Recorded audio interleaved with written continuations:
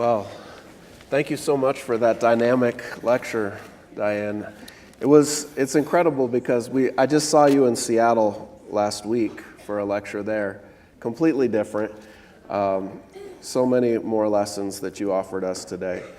But I thought maybe we'd start our conversation tonight with the very worst of the problem, Betsy DeVos. I don't know if I assume you saw her interview on 60 Minutes, and I think she broke the Guinness Book of World Records for longest continual smile without saying anything of any intelligence. I think she called for arming our educators as a key reform our schools need, right? Repealing Obama-era guidelines to reduce suspensions for black kids, and couldn't tell anything about the achievement in her own home state. But I wanted to get your take on that interview and her policies in general.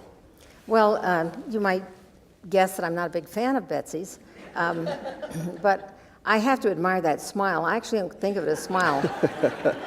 I consider it a smirk. Right. And it's plastered on her face because it's saying something to us. What it's saying is, I'm a billionaire and you're not. And I'll always be a billionaire and you'll never be one. So she can't stop smiling because God has favored her and he didn't favor you. No. The other thing about that interview I thought was really interesting was she didn't want to talk about Michigan. Right. And the reason she didn't is because Michigan is really a kind of a case of what choice can do to a state. Michigan, before the choice mania took over, had scored somewhere in the middle of states on the NAEP.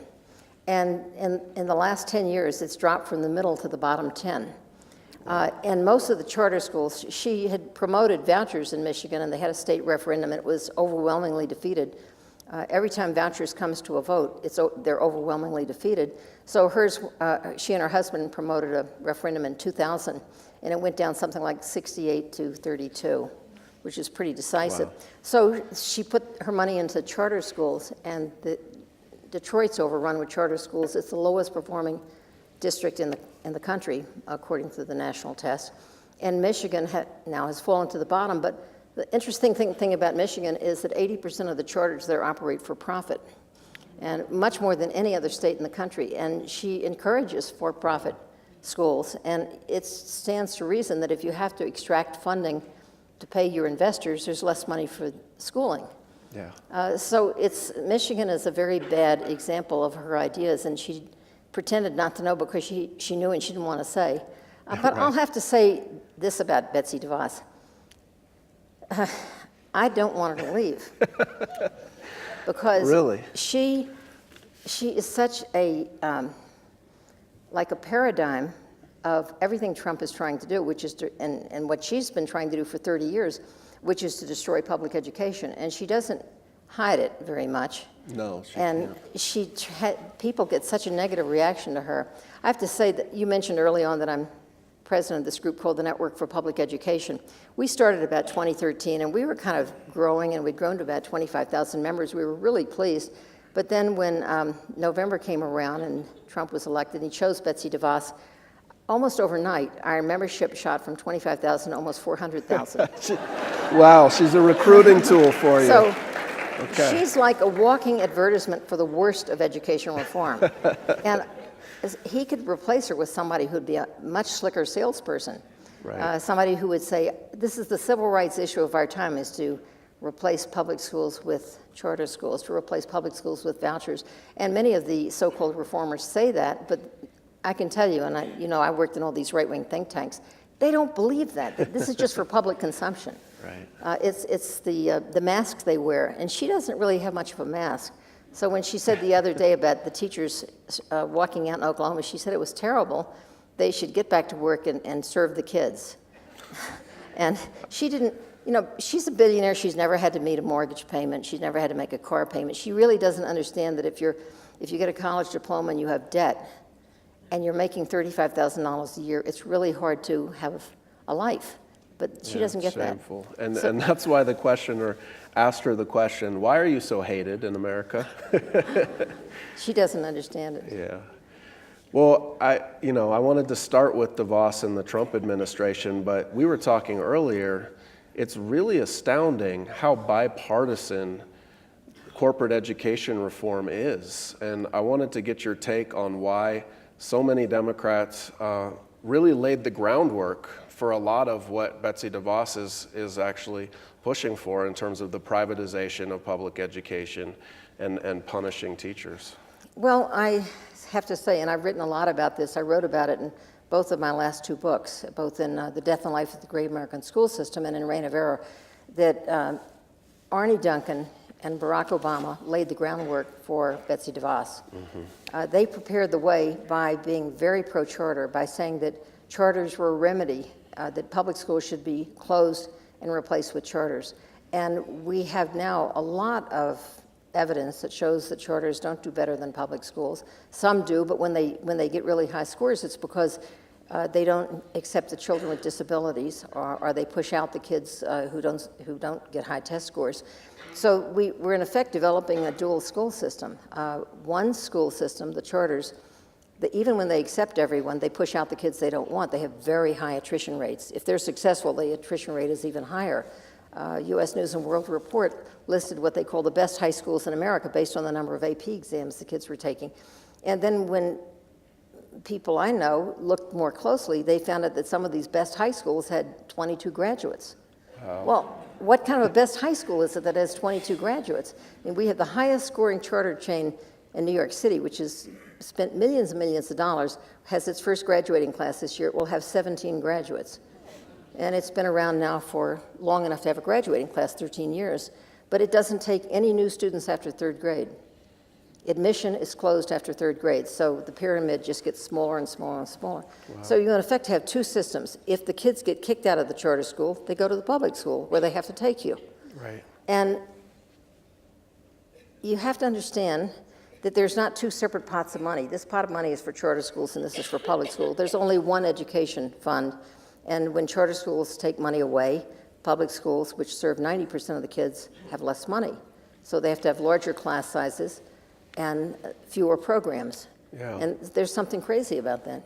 There really, really is. And I was really struck by something you said in Seattle the other day about charter schools when you said that the language of choice was really the language that was developed post Brown versus Board of Education. Mm-hmm. And it was a language that was code by racist people to say, we don't want our kids to attend the schools with those black students, and how this idea of choice is actually tied up in a really dark racist past. Yeah, I know this is very, it makes charter school people very unhappy to hear this, but the idea of school choice actually was created after the Brown decision, and it was created by Southern governors and Southern senators, and they had to have a strategy to respond to the Brown decision, because as the courts began to crack down and say, you really have to take away these laws that say that black kids go to one school and white kids go to another. So their response was, okay, we'll take away all those laws and we'll have school choice. And so black kids can go wherever they want and white kids can go wherever they want, and all the white kids will go to the white schools and all the black kids will go to the black schools. And it was an obvious fraud. And eventually the courts got serious and said, no, we want to see a demonstration of how many black and white kids are in the same school, how many black and white faculty members are in the same schools. School choice is not going to do it. And there was a very long period of time from the late 1950s until about the early 1990s when the term school choice was never used because it was code for segregation. Wow. Yeah. And it's come back now full force. Yeah, and charter schools today are much more segregated. Yeah, even in districts that are already segregated, the charter schools are even more segregated. And they have somehow legitimized the idea that all black schools are really good because we have an all black school and we have high scores. Yeah. There's so many things I want to ask you in so little time.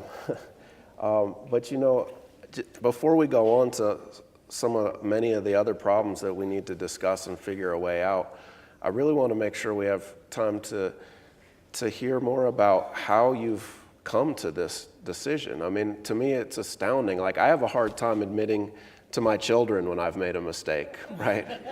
Like, admitting it to the whole country and saying, you know, this was wrong, and now we have to build a fight to save public schools. Like, I'd love to hear how that process worked out in your head, and what evidence you saw or experiences you had that had you figure out what their goal was and how you had to fight it. Well, it's probably more than I can explain just sitting here. Yeah. But I begin by saying that I'm a graduate of public schools. I went to Houston Public Schools from kindergarten through 12th grade. So I have no animus against public schools. If anything, I'm grateful to them. My mother was an immigrant. She came from a country that very few people have ever heard of, called Bessarabia. And she came here not knowing any English. And landed in Houston, Texas, because my grandfather had come earlier and was a tailor. And she was put in public school, and they taught her English. And by the time she graduated high school, which was about 6 years later, she spoke English fluently, never had an accent, was very proud of being an American, and her most prized possession was her high school diploma. She never went to college. My father was a high school dropout. And the schools of Savannah couldn't do anything with him. He was impossible. But I've always felt that the public schools were very important in terms of providing opportunity where none would have otherwise existed. So as I became more and more embedded in the kind of the right-wing crusade I was very much for standards and testing until I found out that they actually didn't work because they don't make a difference. Ultimately, as I've said tonight, they just reproduce the differences that are pre-existing. That's right. And I'm publishing something on my blog tomorrow, a new paper by Tom Lovelace, who was at Brookings for many years, saying that the Common Core has failed and standards don't make any difference. And I've come to believe that as well, that if you have well-educated teachers and if you have some some agreement in the state about what curriculum is necessary, you know, in terms of American history, world history, you really don't need to have national standards. I think that was a loss. But going back to how did I change my mind, I spent many years embedded in very conservative think tanks. I really liked the people, really nice people. I enjoyed going to Hoover. We always had fabulous meals, good wine. I bet. And I liked the people, and I began to argue with them. We got into a big argument about No Child Left Behind because in 2007, I wrote an article in the New York Times, an op-ed, saying, well, we now know from the NAEP scores that No Child Left Behind is not making a difference. Right. And at Hoover, which had kind of the creme de la creme of the right-wing intellectuals in the education sphere, everybody wanted to propose fixes for No Child Left Behind. And I said, we should just get rid of it and start over. Yes. So we had a debate, and they put out a paper saying, here's how to mend it. And I said, and they left me off the paper. So in Education Next, which is a right-wing periodical, I had a debate. John Chubb, the late John Chubb, wrote, NCLB, mend it. And I responded with NCLB, end it. And that was 2008. So that was early on. I was still at the Hoover Institution. It wasn't until 2009 where I said, guys, I just don't agree with anything that you're saying. I don't believe in accountability. I think it's all gone sour. We had internal discussions about failing charter schools, but never public discussions because I would love to hear those. Had to maintain this facade that charters are a miracle. But we knew that they weren't. We knew that many charters were failing, and the response was, if a charter school is failing, close it. If a public school is failing, close it. Fire the bottom 5% of teachers. I said, how will you replace the bottom 5%? Don't worry, the new average teacher will be better than the one you just fired. How do you know? It just stands to reason, right? So we had these arguments on, and then at a certain point I just said, I don't believe this anymore. Wow. And I said, this is what I have been saying for 20 years, and I don't believe it anymore. So I felt like I had to say it someplace very publicly. An op-ed piece in the New York Times was not enough. That's, you know, it'll be wrapping fish tomorrow, as the saying goes. And I had to write a book, and that's what I wrote in The Death and Life of the Great American School System was, I've been saying these things for 20 years, and I was wrong. And partly it was, I wanted to get right with my own history, as it were. I didn't want to go down in history as somebody who supported all these really failed ideas. And now, almost 10 years later, I think that the whole corporate reform effort just collapsed 2 days ago with the NAEP scores. Because the NAEP scores said all of these claims, you know, that we were going to see constantly improving performance It's not so. It didn't happen. Yeah, well, I mean, moving on to that NAEP score conversation, we need to have that. You must have lost a lot of friends that way. I must did. have For a been while, rough. I was totally friendless. Yeah. I'm sorry. You made new good ones. I was so. fortunate that I had 2 wonderful children and 4 lovely grandchildren, because no one else wanted to speak to me, except my editor. Well, thank you so much for doing that and breaking away. On the NAEP scores, yesterday, Alexander B. Kress wrote in a post for the Fordham Institute, quote, "Student achievement was flat in the decade that preceded the flowering of accountability. Then we had a meaningful achievement growth in the decade in which accountability peaked. And now we see an absolute flatness in the 8 years during which accountability has been weakened." Saying that the NAEP score is being flat or going down slightly. Okay, what you should have preceded that by saying is that Alexander Kress is Sandy Kress, who was the author of No Child Left Behind. And he, after having been George W. Bush's education guru, went back to Texas to become the chief lobbyist for Pearson, which was the testing company that had a $500 million contract with the state of Texas. And so this is his business, is to say, we need more testing. And his own children are in private school where there's no state testing. Right. Yes. I don't mean to be ad hominem. No. But it's just a fact. Everything he writes should be prefaced by saying, Sandy Kress was the author of No Child Left Behind, and he's the last person standing in America who will not admit that it was a failure. Yeah, absolutely. And it's just incredible to me the way they worship these scores, the way they see these scores as the intrinsic value of a student, and the way they're training a whole generation of youth to believe that wisdom is the ability to eliminate a wrong answer choice, rather than to help somebody or to identify a problem in our society and learn how to apply what they've learned to help solve it. And so, well, you always have to worry about what becomes normalized. Mm-hmm. And there are many young people coming into teaching who think that it's normal to spend most of the year preparing for state tests. And that's why it's so important to know that we're the only country in the world that actually does this. And I hope that if I have any impact over the long haul, it's to persuade Congress to throw out the idea that the federal government should mandate that every student in every school take a test every single year, because it's a bad idea. It hasn't worked. No, I hope you're successful because, we're in the testing season right now at Garfield, and the library is shut down, so our kids can't go and do research, right? Mm-hmm. They can't check out a book on the project I've assigned because it's state testing season, and we still have these exit exams. I wonder if you could talk about the exit exam and the specific harm it's done. I saw a study that shows the exit exam actually increased incarceration rates by 12%, but had no other statistical impact. Well, I would say, as a general rule, I'm very critical of standardized testing. And the more I know a lot about standardized testing because of the time I spent on the National Assessment Governing Board, but the more I learn about it and about how badly these test questions are constructed, the only thing standardized about the test is the scoring, and even there, the errors are made. I mean, there's errors in the sampling, there's errors in the writing of the questions, there's errors at every point in the process. And the book I would recommend to read, which has recently come out, and I think it's a wonderful summary of all this, is by the Harvard testing expert Dan Koretz. And his book is called The Testing Charade, Pretending to Make Schools Better. Wow. And I'm not entirely persuaded by his ending discussion about accountability, because what I was persuaded by was visiting Finland. Mm-hmm. And in Finland, there is no standardized testing. Yeah. And so I had to see it for myself. I'd met Pasi Sahlberg, who's the great Finnish expert, and he wrote a wonderful book called Finnish Lessons. And when I met him at the Finnish consulate's home many years ago, I said to him, well, how do you hold teachers accountable?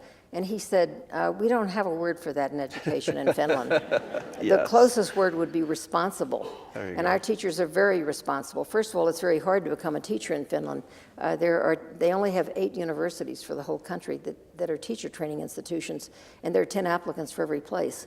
So it's hard to get in, and they don't judge the applicants just by test scores. They have a whole range of dimensions.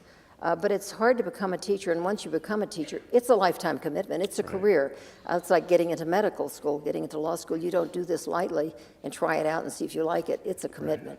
So I think that having teaching as a career guarantees that you have people who care about their students and are not going to pass kids on who are not prepared for the next step. I think that, as I said, it's hard for me to answer about exit exams without saying I don't trust any standardized test. Right. Well said. Well, we've, I think, pretty thoroughly covered the mess we're in right now and how difficult the situation is facing the American public school system right now. But I think we should talk about this inspiring resistance, whether it's students opting out, parents opting the kids out, teachers refusing to give the tests. But I think most pressing right now is the example of the teachers in West Virginia, the educators in Kentucky, the educators in Oklahoma, and in Arizona. I mean, this is an unprecedented strike wave. What do you make of this uprising? Well, you know, you mentioned earlier that I'm a passionate blogger, and I am. I blog anywhere from 5 to 10 times a day. Some people post once a week, some people post once a day. I post constantly. I post at elevators and taxis. And at the airport, I'll probably put up 3 posts tomorrow in the Dallas airport while I'm changing planes. There's just so much going on, and I could tell you, in any state I go to, I can tell you at least superficially what's going on there. But from the responses on my blog, I felt this pressure building up, this outrage, and coming from so many teachers who were reading the blog and posting about how they didn't have the resources. They had to buy the supplies for their kids out of their own meager salaries. Yeah. And it's been clear to me for the last few years that it's like a pressure cooker that was about to explode. And West Virginia was first, and no one saw it coming. Now, Oklahoma, no one saw it coming. But That's right. These are people who are in right-to-work states. They're not In allowed red to have a states, union. Right, yeah. And they used, I mean, I don't want to say a good word about Facebook, but there was a teacher in Oklahoma who said, we have to do something. He was a fairly new teacher. He was like 27 years old. And he put up a page on Facebook called Oklahoma Teacher Walkout. And almost overnight, he had 20,000 or so people sign up. Within a week, he had 70,000. And it took off. And it took off without having an official union out there fighting for it. The leadership was totally ground up. My hope is, I would love to see, I mean, I have to tell you, as one example, David Berliner, who is this eminent researcher who is at Arizona State, wrote a post the night of the massacre in Florida, and he called for a teacher walkout, national teacher walkout on May 1st. And he put it on my blog at midnight on February 14th. And within 24 hours, it had 125,000 page views. I can tell you, that is amazing. Wow. Because the teachers all over this country wish that they had that spontaneous uprising where they could walk out and go to the legislature and jam the holes of the state. That's right. Because you know what? No teachers, no education. And those legislators want their kids in school. They don't want them at home. Yes. And I have just one thing, if I could have one wish, it would be that every legislator, state legislator and congressman, take the 8th grade math test and publish their scores.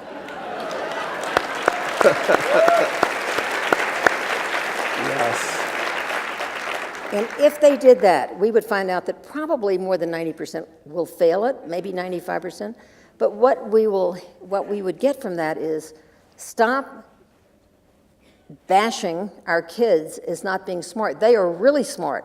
The standards have gone up higher and higher and higher, and they have risen mostly to meet them. They're mostly, in some cases, unreasonable standards. but we have put them into a vice of this academic pressure where we've left no room for the things that kids love to do. I mean, we're seeing their projects and brilliance so on. nationally, like the Parkland students who And are you know, organizing. you see the kids from Parkland, and you see they're smarter than the politicians. No doubt. And they're only juniors in high school. Yeah. So that's why, you know, my view is the kids are all right. The grown-ups are a problem. I'm with you.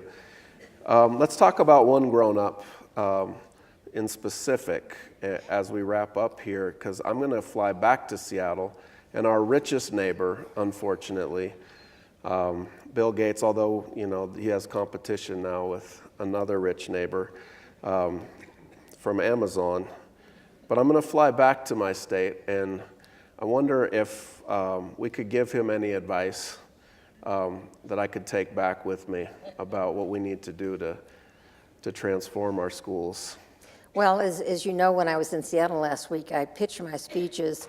My speech was advice to Bill Gates. And I was hoping that someone there had worked at Microsoft and would take my recommendations back to him.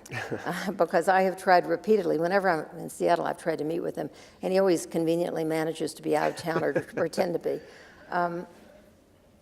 I wish that Bill Gates would turn Washington State into a model for the nation, not of test scores, but of all the things I talked about tonight, of health clinics for children and pregnant women, That's right. of the schools with the resources that they need to do the job that we expect of them. Do the Washington State promise so that every child who finishes high school knows that they can go to college debt-free, whether they go to a vocational school, or a 2-year college, or 4-year college, or graduate school, it's all paid for, and they will not be burdened with debt for the next 20 years of their life. He could do that out of what I consider the pocket change that he has. Right. That's right. Instead, he's supporting Common Core, teacher evaluation by test scores, and a whole bunch of things that had been spectacular flops. Well, I'll bring that advice back to him for Thank you. Good. And thank you so much, Diane, for a wonderful evening. It's been a pleasure. Thank you.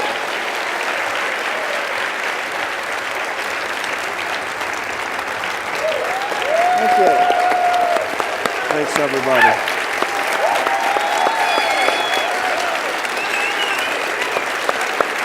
We'll give it the old V sign. Thank you.